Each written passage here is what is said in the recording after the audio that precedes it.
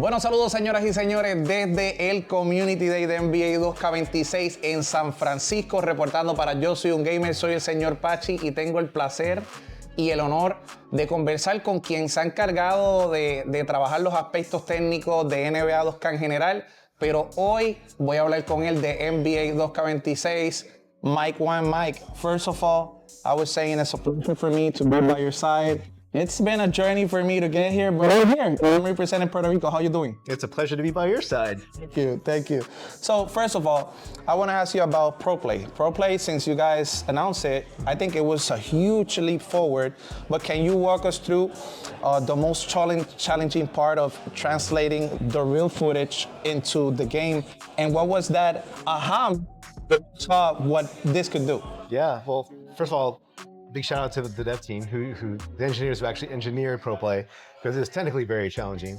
But from a design standpoint, it was actually interesting too, because in the past we did motion capture, and we can very carefully construct exactly what the moves were. So with Pro Play, we're actually taking just stuff that's happening in real games, and how do we integrate that into 2K, into our game?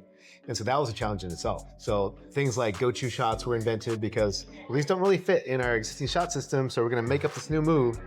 So that's an area that went in 2K26 is post go-to shots. Again, same idea. We had these cool moves that like Jokic would do in the post. Yeah. And we didn't really have a way to put that in. So we just like, we'll make it a new mechanic and we'll throw it in that way. So. And I wanted to add, I already played the play now. Yeah. And I can start like saying that you can feel the difference when playing with Kyrie Irving and Luka Doncic.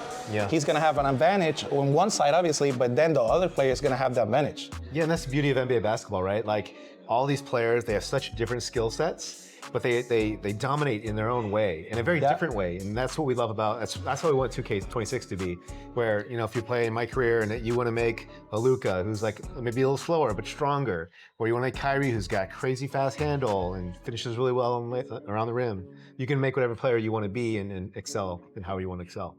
So we've heard about the new green or mix jump shot, timing and competitive modes. What's the philosophy behind this change, and how do you believe it would impact the skill gap on players? Yeah, so philosophically, the main thing is we just wanted the results of the game to be in the hands of the gamers, very simply put. Okay.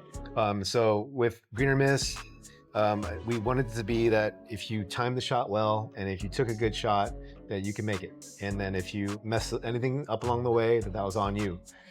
So it just really makes it so that the game is competitive, and it makes it so that the best players stand out. And if you work at the game, if you work at 2K, you put the time in, just like real life, you put the time in with your shot. You'll see the results. You'll see the results, and that's how it should be in the game too. So beyond the new game features, I know every year there's a lot of new game features, but I want to go further, and I want to ask you, what's a small detail or subtle improvement in NBA 2K26 that you're most proud of that maybe an average player will not see it right away? Yeah, for me, it's going to be all the little hidden gems in the dribble system. Okay. So there's just so many.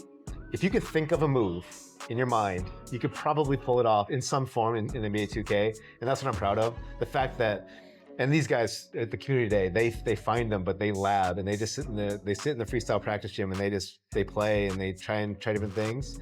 But you can find that if you experiment and with different players, especially different animations, you can create some really cool combos and do some stuff that no one else can do. And that's exciting, right? You can kind of build a toolkit for yourself and you can express yourself on the court. And I've been feeling it when I'm in the builder right now, and then when you go in practice, you can actually like feel the different movements on the dribbling. I don't know how you guys do it, but it feels different from 25. Yeah, I would say. For sure, yeah. Now, important, we gotta talk about women's basketball. Mm-hmm. So the WNBA integration into my team, I think when I saw it, I was like, boom. I think it's a game changer. But what was the driving force behind this decision, and what do you hope it achieves for the NBA and W2K? Yeah, well, we've partnered with the W for a long time. And so I think for us, it was just a natural evolution of how the game should be. For us, it was a big challenge to figure out what it should look like, though, right? Like we don't have a league where there's professional women and professional men competing hard against each other, right? So we had to figure out what that should look like. So we took some time with it, and we wanted to make sure that it was done right for 2K26. So I think it's going to be a cool addition. And like you're saying, it's going to hopefully, we have a lot of players who may not really know the WNBA that well. And so I think they're going to be educated a bit on some of these players and what they can do. And it's good for them, and it's good for us. Oh, wow. That's a hard one. So long-term vision is always going to be the same. And it's been the same since I started working on NBA basketball games. And that is just to replicate the NBA as closely, as accurately as possible. So that's going to be the main thing. But along the way, it's different because we've seen our fan base grow and it's so varied. So at the same time, we're trying to make a very competitive game as well. So it's like, it's going to be something for everyone. We're hoping that it could be a teaching tool for young kids who are just learning about basketball. They can go and they can learn about NBA players, WNBA players. They can learn about basketball and how the game is played.